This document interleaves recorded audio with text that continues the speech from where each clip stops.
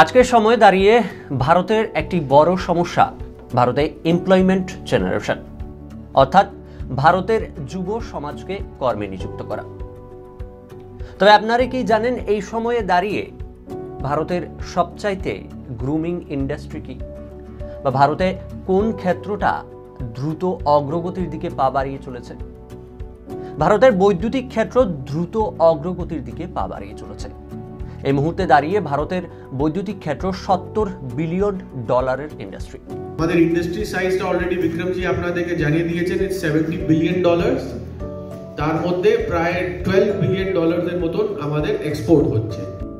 ঘরের আলো থেকে শুরু করে রাস্তায় চলা গাড়ি সবকিছু আজকে বৈদ্যুতিক প্রবাহের উপর নির্ভরশীল, এবং আপনার মোবাইল ফোন থেকে শুরু করে হাতের ঘড়িও আজকে বৈদ্যুতিক প্রবাহের উপর নির্ভরশীল। তাছাড়া কিছুই চলে না। তাই আপনারা সকলেই বুঝতে পারছেন বৈদ্যুতিক ক্ষেত্রটা আজকের যুগে কতটা গুরুত্বপূর্ণ এবং কতটা অগ্রগতির দিকে পা বাড়িয়ে চলেছে। তাই অবশ্যই এই ক্ষেত্র একটি সুন্দর, একটি বড় এমপ্লয়মেন্ট জেনারেশনের ক্ষেত্র হয়ে উঠতে পারে এবং হয়ে উঠছে এই সময়ে ভারতে। এই ইন্ডাস্ট্রিটা যেরকম বিক্রমজিও আপনাদেরকে জানালেন, এটা একটা গ্রোয়িং ইন্ডাস্ট্রি। প্রায় 2 মিলিয়ন মতন ওয়ার্কফোর্স আমাদের ডাইরেক্টলি এমপ্লয়েড আছে, ওর থেকে ইনডাইরেক্টলি আরও বেশি এমপ্লয়মেন্ট আছে। তো যেহেতু এটা একটা গ্রোয়িং ইন্ডাস্ট্রি, তো আমাদের তো একটা এমপ্লয়মেন্টের রিকোয়ারমেন্টটাও অনেক বেশি। তো ইয়াং ইঞ্জিনিয়ার বলুন বা ওয়ার্কার্স বলুন, আমাদের তো ইন্ডাস্ট্রিতে এখন অনেক এক্সপানশন চলছে। তো অনেকই স্কিল গ্যাপের আমরা দেখছি।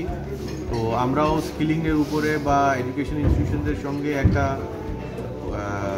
পার্টনারশিপ করে ওই স্কিল গ্যাপটাকে ফিল করার চেষ্টা করছি।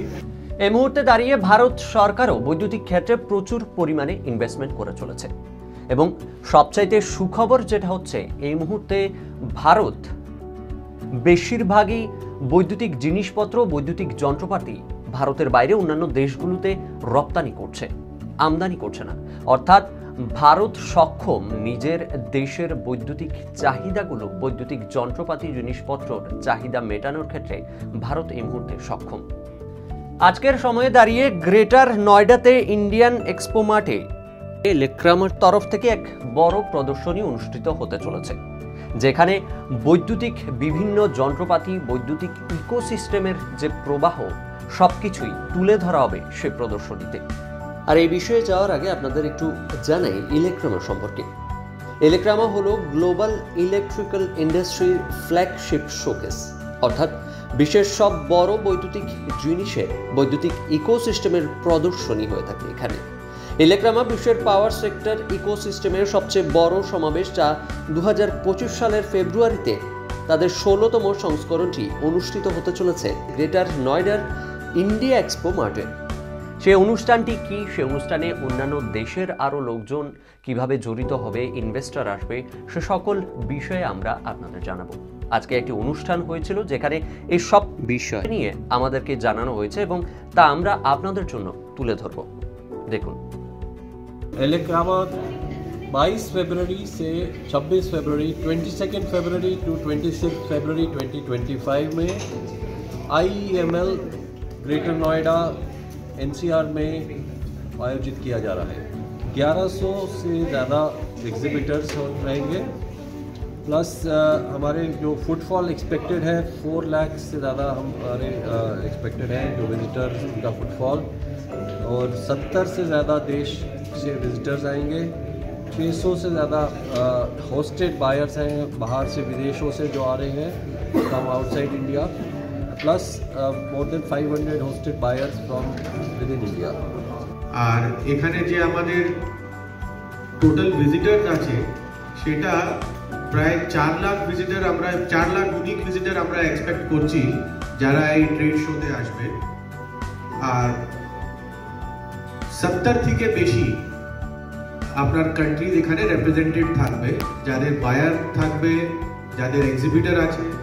জার্মানি আমাদের পার্টনার কান্ট্রি আছে, আর জার্মান যে ভাইস চ্যান্সেলর ছিলেন উনি দিল্লিতে 2 মাস আগে আমাদের সঙ্গে একটা MOU সাইন করেন।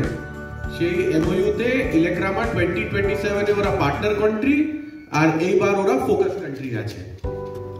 So France, Germany, UK, US দে আর আওয়ার মেজর ট্রেডিং পার্টনার্স। ওদের সঙ্গে আমাদের খুব ক্লোজ ম্যানুফ্যাকচারিং বা ট্রেডিং এর রিলেশনশিপ আছে। আর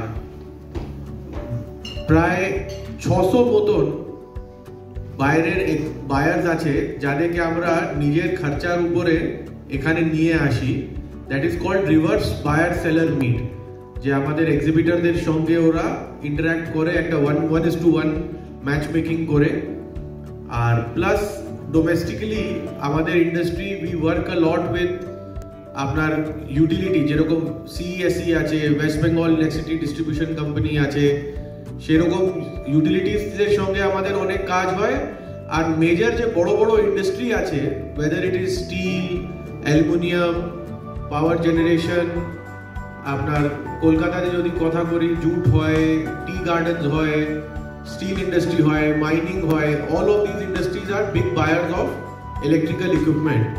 তো ওখানেও ওদের যে মেন বায়াররা আছে তাদেরকেও আমরা নিয়ে আসি এখানে, তাকে ডোমেস্টিক বায়ার সেলার মিট বলা হয়। তো ওখানেও প্রায় মোর দেন 500 মতন হোস্টেড বায়ার থাকে। এমনি ভিজিটার তো অনেকগুলোই থাকবে, কিন্তু যারা আমাদের ফুললি ফান্ডেড এন্ড হোস্টেড আছে, that is around 500-600 fully funded and hosted buyers. আর এই এক্সিবিশনে উই আর এক্সপেক্টিং যে প্রায় $20 বিলিয়ন মতন বিজনেস ইনকোয়ারি আমরা এক্সপেক্ট করছি। আগে বছরও আমরা 12 বিলিয়ন 15 বিলিয়নের কাছাকাছি ইনকোয়ারিগুলো পেয়েছি। তো এই এডিশনতেও আমরা এক্সপেক্ট করছি যে প্রায় $20 বিলিয়ন এর মতন আমরা পাবো ইনকোয়ারি।